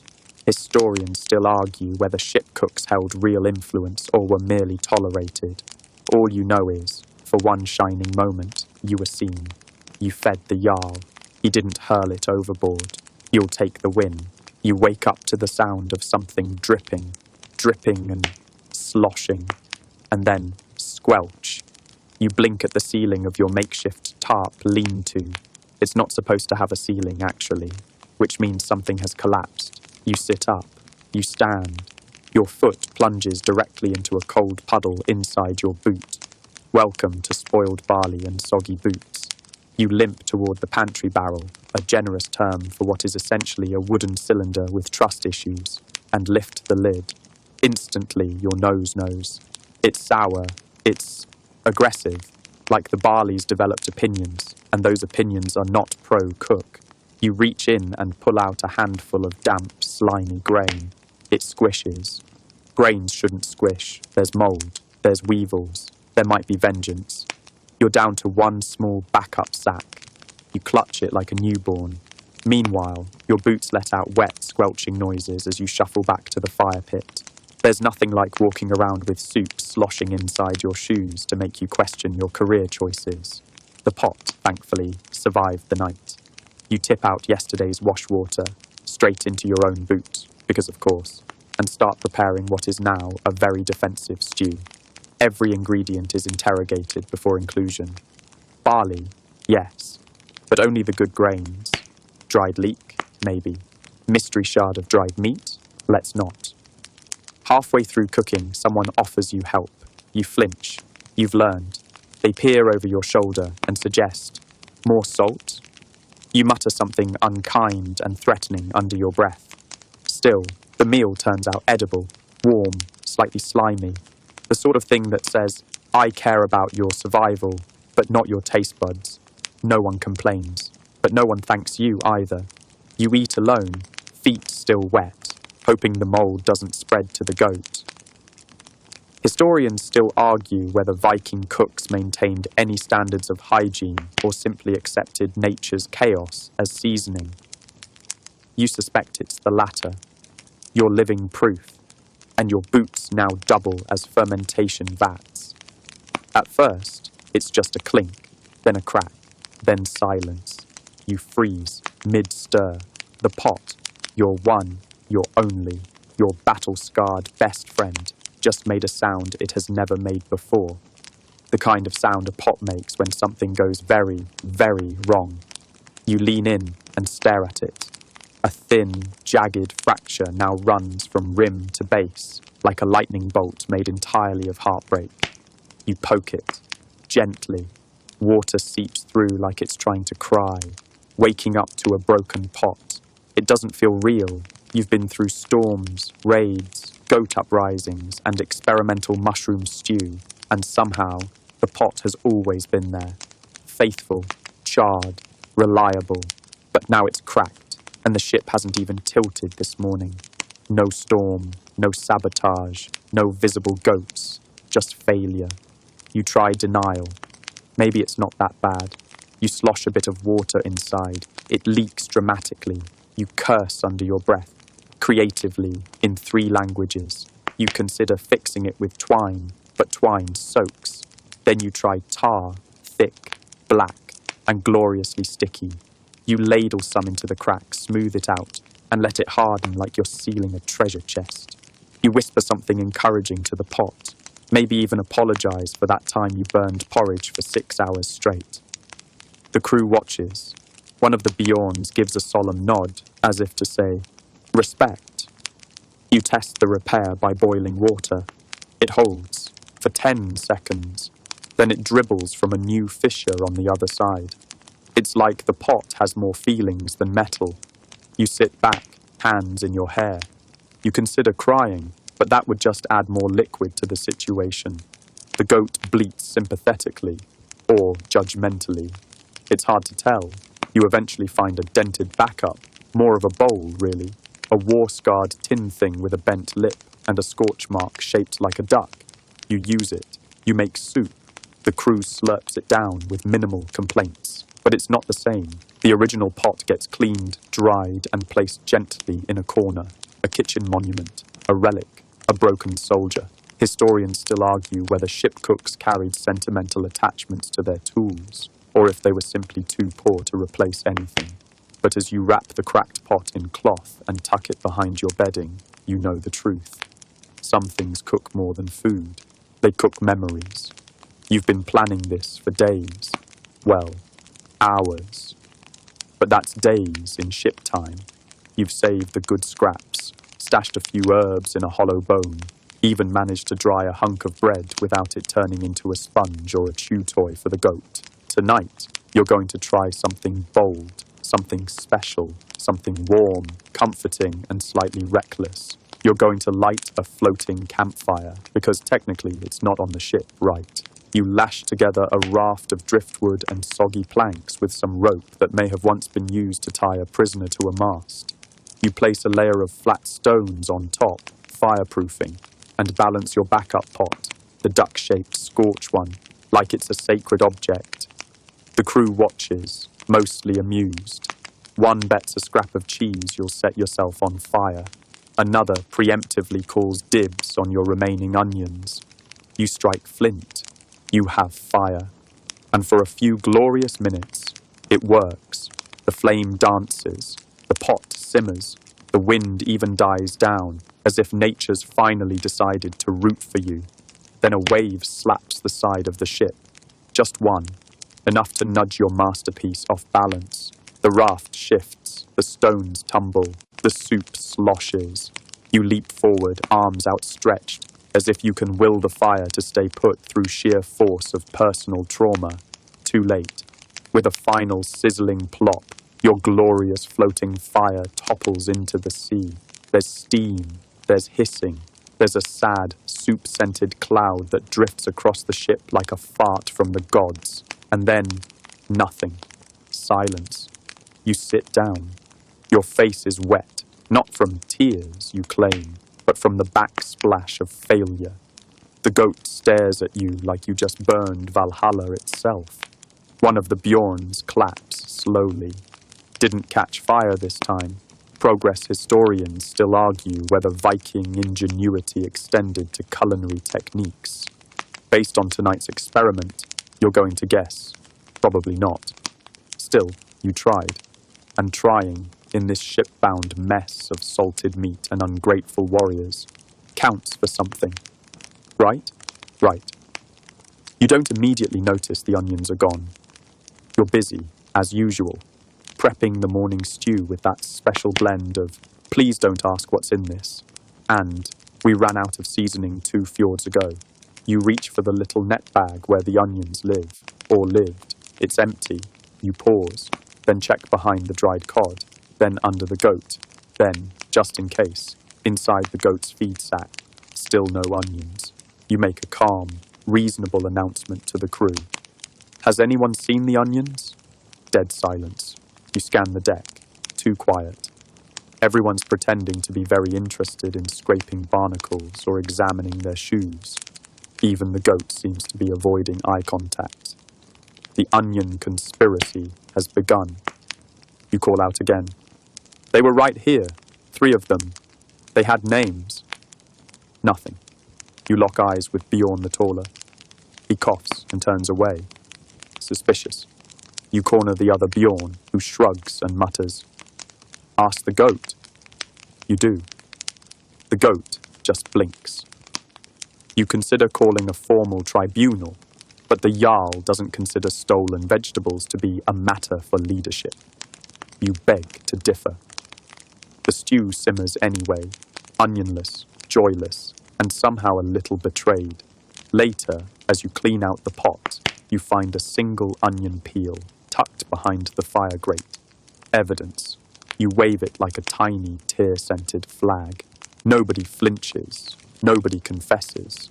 Historians still argue whether communal supplies on Viking ships were fairly rationed, or just a daily reenactment of survival of the pettiest.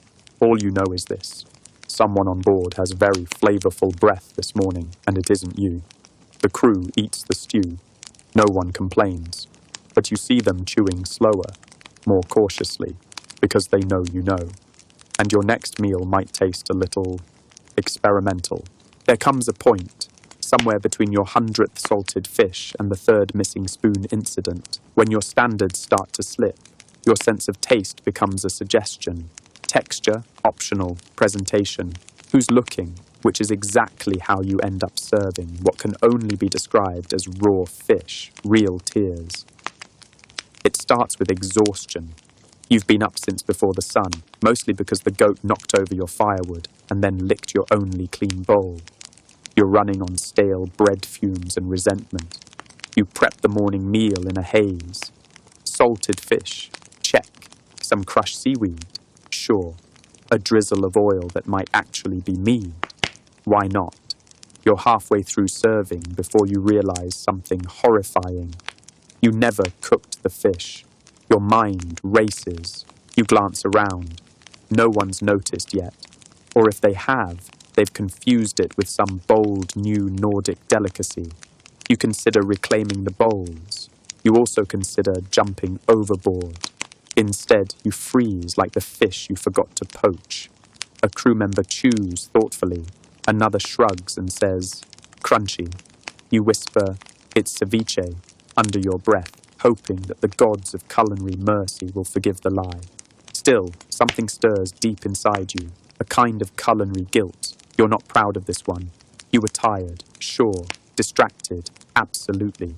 But this is a line crossed. You sit with your own bowl and try a bite. It's cold and wet and slightly defiant. You cry a little, just a tear or two. Not enough to notice, unless someone watches the fish slide off your spoon and sees the resignation in your eyes. Historians still argue whether Viking ship cuisine was strictly utilitarian or occasionally ventured into the realm of sad experimentation. You've just authored a new chapter in that debate, one bite at a time. The good news, no one got sick. Yet. The bad news, the goat refused to eat it. And that's saying something. Ice.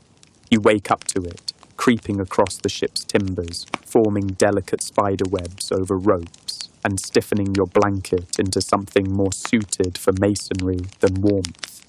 You open your eyes and breathe out a cloud. Welcome to Stuck Between Ice and Flatbread. The ship is motionless. The sea, normally your endless highway of waves and occasional floating mysteries, has frozen into a glassy prison. Cracks run through it like veins, but it holds firm. No rowing, no drifting, no escape, and no fresh supplies. The crew moves sluggishly, wrapped in furs and growing more irritable by the hour. You, meanwhile, are locked in a battle of survival against the pantry barrel. It yields a final slab of flatbread, curled at the corners, suspiciously green-tinged, and somehow both hard and damp. You scrape off the mystery crust and break it with a hatchet. The stew today is mostly broth, mostly warm, and mostly nothing. You ration what's left of the smoked fish, doling it out like treasure. 1 sliver per warrior, 2 if they helped row this week, 3 if they didn't complain about last night's cold porridge. Your hands are cracked, your breath stings, and you've started giving names to your tools again. The ladle is girder. The knife is, well, just knife. It's too early in your descent into madness for more elaborate titles. You take a moment to chew on some dried roots, not because they taste good, they don't, but because it's something to do that doesn't involve crying into a soup pot. The goat, oddly enough, is thriving. It seems to like the cold. You catch it licking the ice from the oar handles like it's dessert. Historians still argue whether Viking longships were equipped for icy conditions or simply endured them through sheer stubbornness. Judging by your crew's faces this morning, it's probably the latter. But eventually, the sun crests the horizon. A faint crack echoes through the ice. The ship shudders. Maybe, just maybe, you'll thaw out enough to remember what fresh bread tastes like, or at least dream about it. You're stirring the evening stew. Today's theme is mostly edible.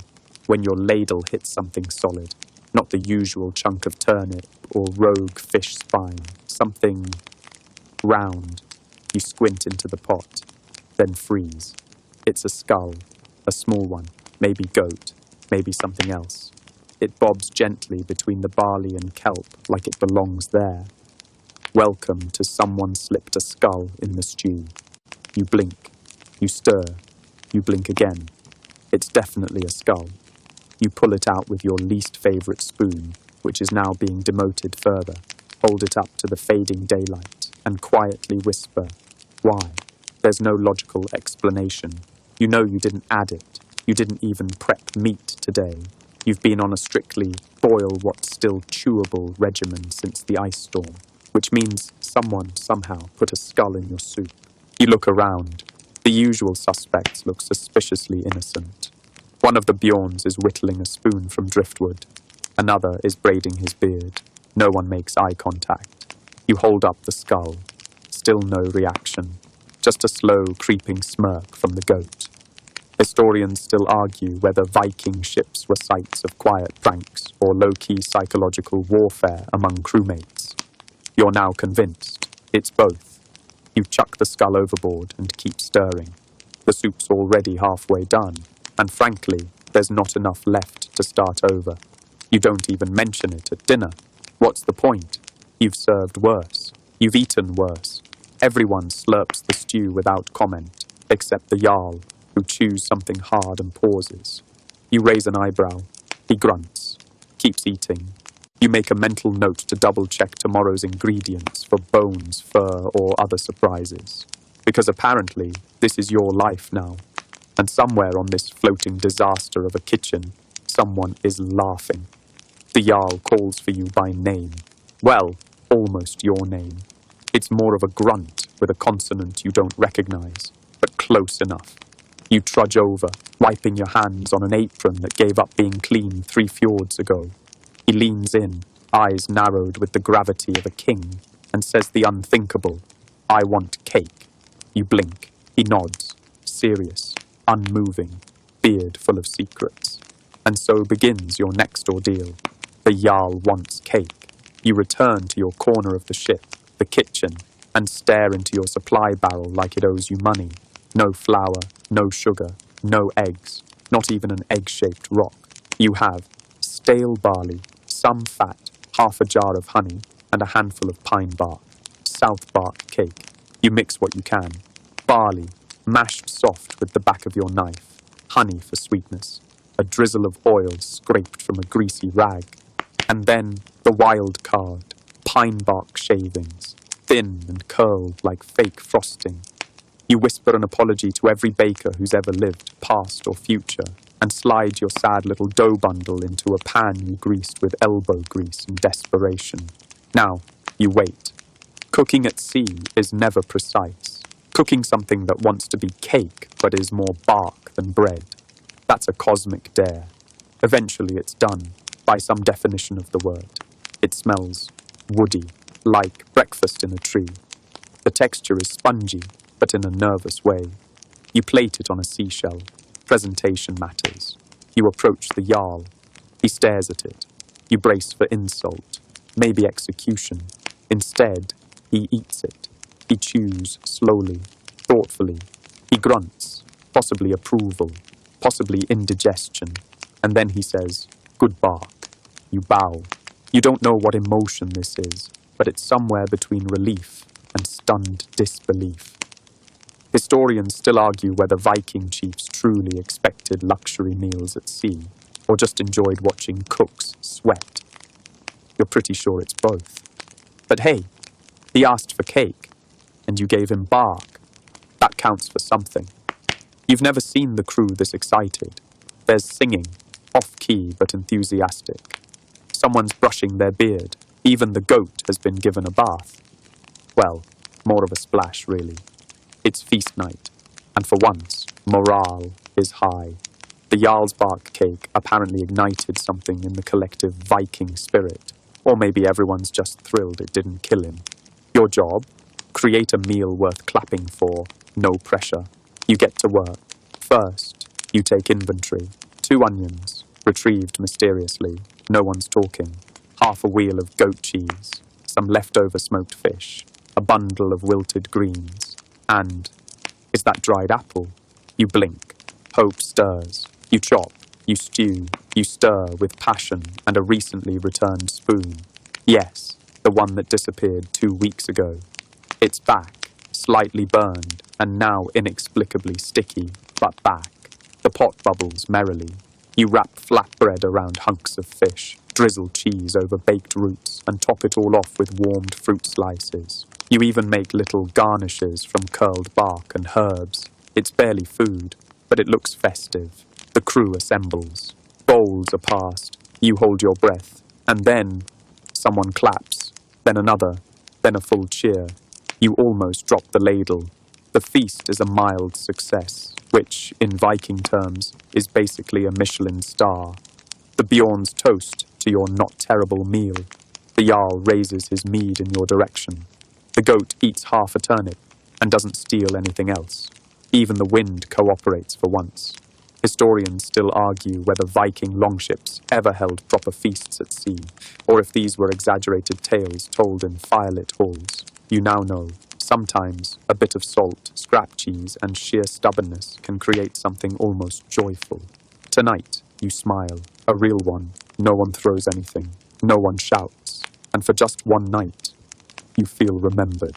The ship creaks into port at last. After weeks, months, at sea, the sound of gulls and the distant clatter of dock workers is surreal. The crew erupts in cheers. Helmets are tossed, swords raised. Even the Jarl stands tall and actually uses words to describe his joy. You, meanwhile, are wiping down a pot with the same rag you've used for everything from stew spills to emotional support. The voyage is over. You did it. Sort of. No one remembers your name. Not the warriors, who slap each other on the back and chant battle songs, but somehow leave out all your culinary miracles and minor disasters. Not the young scribe recording the journey, who simply labels your role as galley drudge. Not even the goat, who has developed a sudden fondness for the ship's navigator and now bleats only in his direction. Your kitchen corner, if you can call it that, is already being disassembled. The barrel pantry, empty. The backup pot, cracked again. The ladle you named girder, vanished. You pack your things in silence, one onion peel, half a recipe scroll, a spoon. The spoon, the same one that disappeared early in the voyage, returned mysteriously during feast night, and now bears a single rune carved into the handle. A thank you, a prank, a declaration of spoonhood. Historians still argue whether ship cooks were honoured members of the Viking crew or simply tolerated background characters. Based on your experience, it's somewhere between essential and invisible. But even if they don't remember your name, they'll remember the bark cake, the fermented turnip paste, the skull stew incident, and maybe, just maybe, the night the soup didn't taste like despair. You step off the ship, the wind shifts, your boots squelch, no one claps. But you survived. You cooked. You conquered breakfast with fewer than 3 fires. And somewhere in that stormy sea of chaos, you carved out your own legend, in soup stains and silent victory. The ship fades behind you now, its creaking timbers dissolving into the mist of memory. You walk a little slower, the weight of your cooking pot finally set down for good, or at least for a while. The sea wind is gentler here, quieter. Not the same sharp slap of salted air, but something softer, something that almost hums. You breathe it in, and with it, the odd, exhausted satisfaction that comes from surviving something that absolutely should have defeated you. Your hands, once raw and cracked from endless stirring, now settle calmly at your sides. Your thoughts drift like sea foam, fragmented but peaceful. Maybe you'll find a warm hearth tonight. Maybe not. But the worst is over. No more floating goat standoffs. No more questionable stews. Just calm and quiet. And a spoon tucked safely into your pocket. Rest now. The voyage is done. Let the creaks of the ship, the splash of faraway waves, and the low murmur of half-remembered Viking songs wrap around you like a blanket. No more chopping. No more flames, just dreams, just sleep.